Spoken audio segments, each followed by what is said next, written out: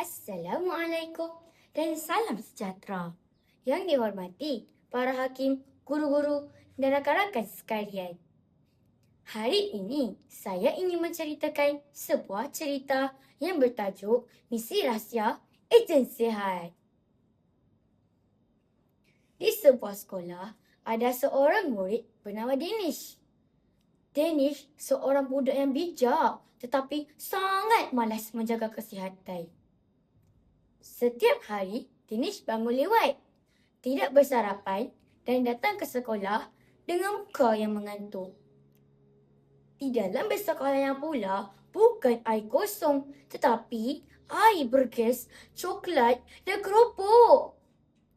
Jika cikgu bertanya soalan, Danish sering tidak dapat memberi perhatian kerana badannya lemah dan otaknya letih. Pada waktu pendidikan jasmani, semua murid pelan dengan semangat.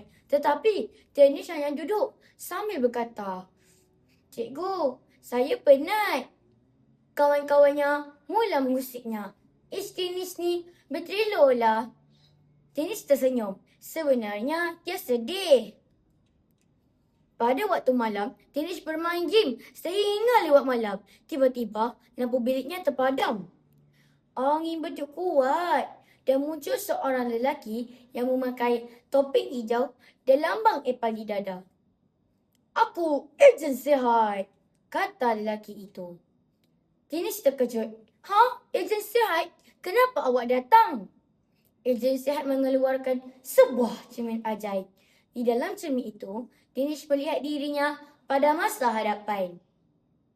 Badannya lemah, mukanya pucat, dia selalu sakit dan tidak mampu bermain bersama rakan-rakannya. Danish terkejut. Kenapa saya jadi macam tu?" Ejen sihat berkata, "Sebab kamu tidak menjaga kesihatan sejak kecil lagi."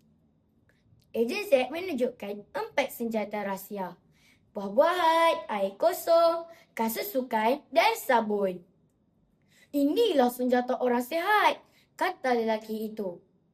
Tiba-tiba muncul pula raksasa malas yang besar dan menakutkan.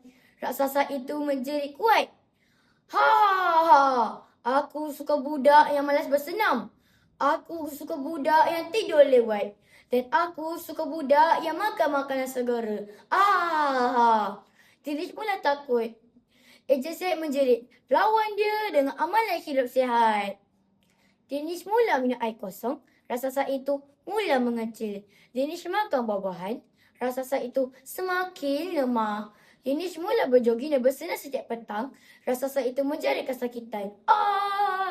Danish mula tidur awal dan menjaga kebersihan diri. Akhirnya, raksasa malas itu hilang sepenuhnya. Ejen sihat tersenyum. Setiap kali kita menjaga kesihatan, sebenarnya kita sedang lawan sikap malas dalam diri kita. Sejak hari itu, Danish mula mengajak rakan-rakannya untuk mengamalkan gaya hidup sihat. Minum air kosong bersama-sama, bersenam pada waktu pagi dan petang, dan menjaga kebersihan sekolah. Cikgunya memujinya. "Wah, kamu nampak lebih sihat dan bersemangat." Danish berkata, "Saya sudah menyertai misi rahsia ejen sihat." Akhirnya, sekolah mereka memenangi sekolah yang paling sihat. Kawan-kawan, kesihatan sangat penting dalam diri kita.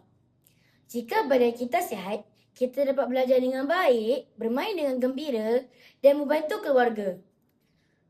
Marilah kita mengamalkan gaya hidup sihat, makan makanan berkhasiat, minum air kosong, tidur secukupnya, bersenam pada waktu pagi dan petang dan menjaga kebersihan diri. Ingatlah, kesihatan bukan sekadar pilihan tetapi satu tanggungjawab. Sekian, terima kasih.